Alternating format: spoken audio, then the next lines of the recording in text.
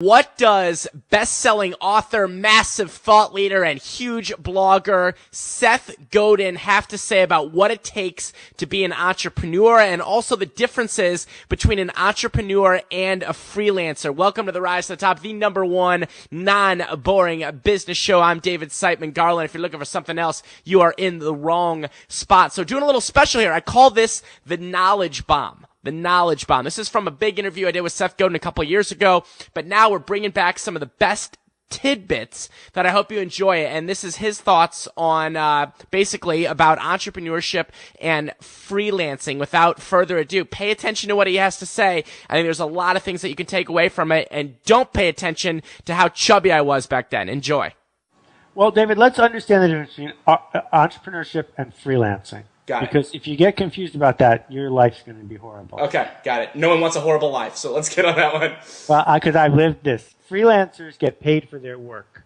If you're a freelance copywriter, you get paid when you work. Yeah. You could get more and more, but you get paid when you work. When you're asleep, you don't get anything.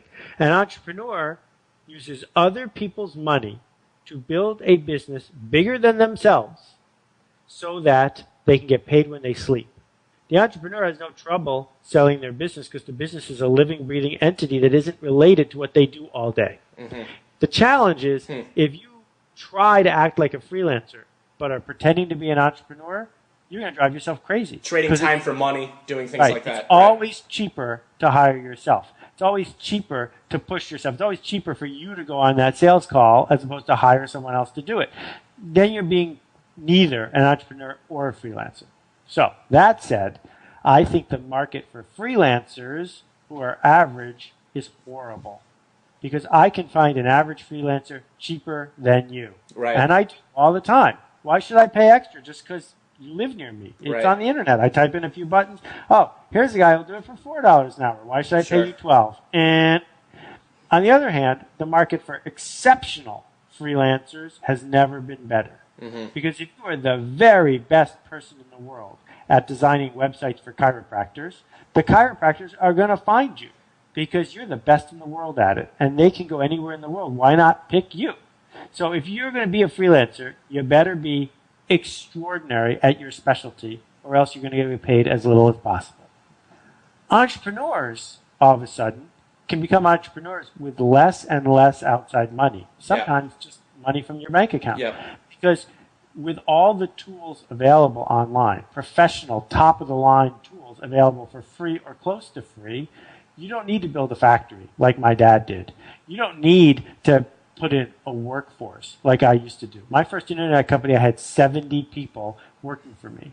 Right? You could run that company now. That's a lot of people.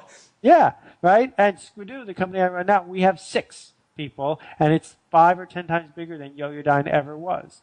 Because it's much more efficient if you find the right people to work with. So the opportunity for an entrepreneur, I'm not saying you have to be an internet entrepreneur. Right, any entrepreneur. You're going to use the internet to connect, to outsource, to find the work that you need, to find the sales that you need. The opportunity for an entrepreneur is huge if you remember that you are an entrepreneur and that you're trying to build an asset that has value outside of you as a person. Mm-hmm. Otherwise, go be a great freelancer. I've been both. Right now, I'm a freelancer. Right now, I create works, and if I'm not doing the work, if my name's on it, it's me. This isn't Seth Godin's assistant talking to you. I don't have an assistant. Right. Because I've pushed myself to be a freelancer. Right. When I was an entrepreneur, I wasn't great at it. At the same time I was building my company, Jerry Yang was building Yahoo. He did a much better job of building shareholder value than I did. Because I was still hooked on what those interactions felt like when you were a freelancer. Mm-hmm.